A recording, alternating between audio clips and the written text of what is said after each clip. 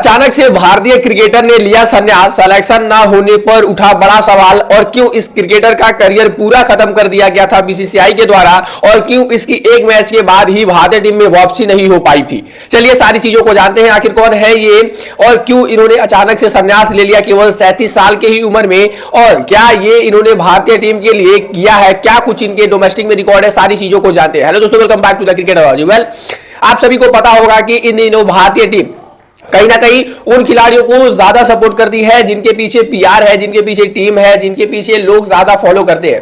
लेकिन जम्मू कश्मीर यानी एक ऐसा स्टेट जिसको हमेशा मैं कहूं तो एक बुरी निगाहों से देखा जाता है, हमेशा एक डाउटफुल निगाहों से देखा जाता है, वहां से आने वाले परवेज रसूल अब अचानक से क्रिकेट की दुनिया को अलविदा कह चुके हैं। जी हां, ना ही सिर्फ अंतरराष्ट्रीय क्रिकेट बल्कि उन्होंने अब डोमेस्टिक क्रिकेट से भी और क्रिकेट के ऑल फॉर्मेट को उन्होंने अलविदा कह दिया। वेल, आप में से बहुत सारे लोगों को तो शायद पता भी नहीं होगा कि परवेज रसूल जम्मू कश्मीर के पहले ऐसे खिलाड़ी हैं जिन्होंने टीम इंडिया के लिए खेला था। जी हां, he is the first person from Jammu Kashmir जो टीम इंडिया के लिए अपनी जगह बनाने में कामयाब हो पाए थे। वेल, अगर मैं इनके आंकड़े बताऊं तो आप कहोगे कि यार ये खिलाड़ी केवल एक ही मुकाबला भारतीय टीम के लिए कैसे खेल सकता है जब इसके आंकड़े इतने बेहतरीन है। लेकिन कहीं ना कहीं बीसीसीआई के मैं कहूं कि उस समय के गलत फैसले, बीसीसीआई के गलत रणनीति की वजह से इस खिलाड़ी के करियर पर केवल एक ही मुकाबले का धब्बा लग पाया और उसके बाद इस खिलाड़ी को कभी भारतीय टीम में वापस लाने का टीम सोच ही नहीं पाई। वेल, मैं आपको बताऊं, परवेज रसूल भारतीय टीम के लिए केवल एक वनडे मुकाबला खेल पाए थे और उस खेले के एक वनडे मुकाबले में उन्होंने 10 ओवरों में 60 रन देकर 2 विकेट भी लिया था।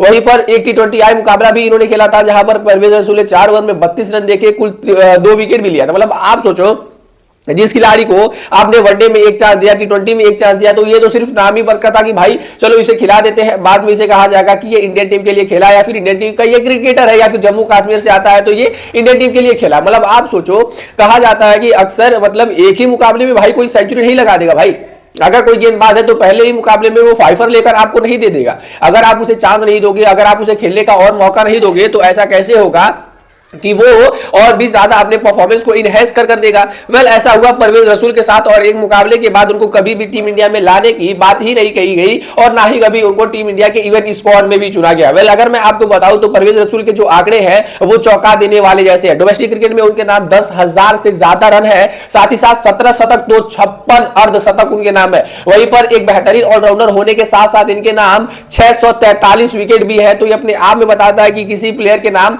600 से ज्यादा विकेट और 10,000 से ज्यादा रन, 17 शतक और 50 से ज्यादा अर्धशतक होने के बाद भी अगर वो क्रिकेटर को टीम इंडिया में जगह नहीं बन पाता तो ये बीसीसीआई की ही हार है, ये मैनेजमेंट की हार है, ना ही कि उस क्रिकेटर की। जम्मू कश्मीर के क्रिकेट को आगे ले जाने में परवेज रसूल का काफी ज्यादा बड़ा हाथ था। जम्मू कश्मीर के लिए काफी सालों तक कप्तानी उन्होंने की, अपने बेहतरीन परफॉर्मेंस से हमेशा जम्मू कश्मीर को आगे रखा।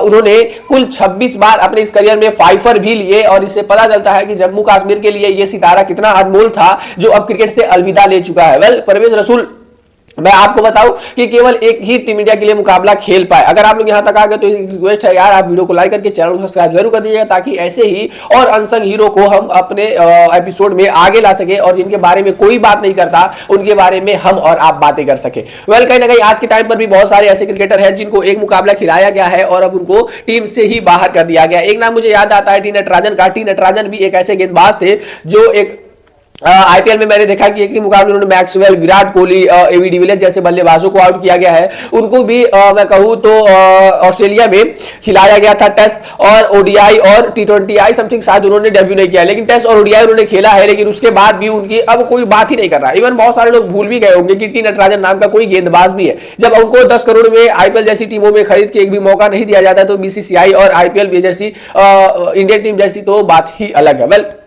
उम्मीद यही है कि आने वाले और कुछ सालों में किसी क्रिकेटर के साथ ऐसा ना हो जो परवेज रसूल के साथ हुआ।